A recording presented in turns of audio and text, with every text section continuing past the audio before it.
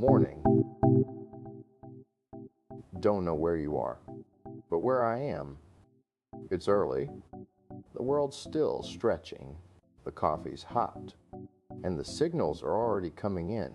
Let's take a look before the day starts making demands. This is Signal Check with Adrian North. It's Thursday, July 16th. Still quiet out there. But the wires, they're buzzing, coffee in hand. Let's see what moved overnight. Microsoft just shipped the largest patch Tuesday in the company's history, 622 vulnerabilities. That's not a typo. And here's the thing that matters. 2 of those holes are already being exploited in the wild. Active attacks, right now. The 0 days are getting attention because, well, they're live threats. But the scale here is what's interesting. 600 fixes in 1 month suggests either Microsoft's security review process is working overtime, or the attack surface has gotten so complex that this is the new normal. Either way, if you're running Windows infrastructure, this isn't a patch cycle you skip. And it's not just Microsoft. Firefox and Chrome both pushed emergency updates this week. Mozilla's patching 2 critical flaws that already have public exploit code floating around. Adobe and VMware joined the party too. What we're seeing is a coordinated fix wave across the entire ecosystem. It's like everyone realized at the same time that July needed to be the month they closed the doors. The vulnerabilities Mozilla's addressing, they're the kind that let attackers slip through browser protections, not theoretical. Published exploits mean someone's already built the key. If your browser hasn't auto-updated yet, maybe give it a nudge. Now this one's fascinating. A security company called Intruder built what they're calling a vulnerability vending machine. Feed it AI tokens. Out comes 0 days. They combine code slicing with large language models to automatically discover complex vulnerabilities in software. Not script kiddie stuff, real architectural flaws. The system doesn't just scan, it understands context and relationships in code that humans might miss. Here's why this matters. For years, finding serious vulnerabilities required deep expertise and time, lots of it.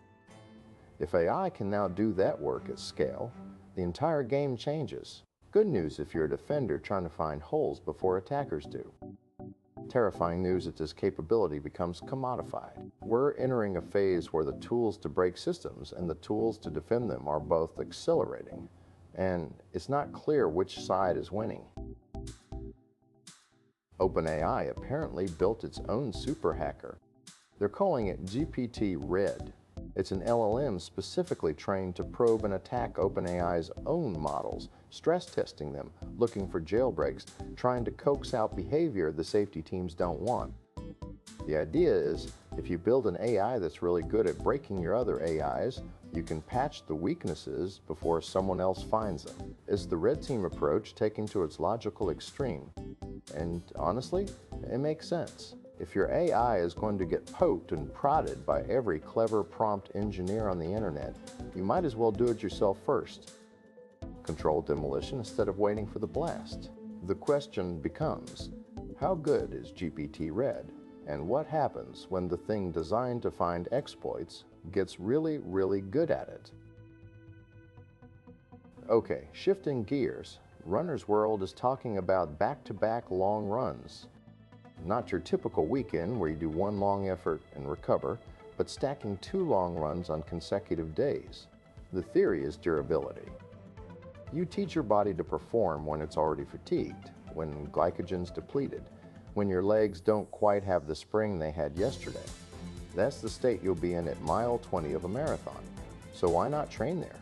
Coaches say it works, but only if you follow the guidelines. Don't make both runs crushing efforts. Keep the pace controlled, and for the love of your joints, don't just bolt this onto your existing plan without building up to it. This is advanced strategy. It's not for someone 6 weeks into their first training block. But if you're hunting a PR and you've got the base, it's an interesting tool. And finally, permanent daylight saving time might actually happen. The Sunshine Protection Act is moving forward, and runners are split on what it means. If it passes, we stop changing the clocks. Sounds great, right? Except it depends on where you live and when you run. Morning runners in northern latitudes lose their dawn light for months. It stays dark later. Evening runners get more daylight after work. There's no perfect answer. Someone wins, someone loses. But after decades of twice-a-year clock chaos, at least we'd get consistency. You'd plan around one reality instead of adjusting every 6 months. Runners will adapt.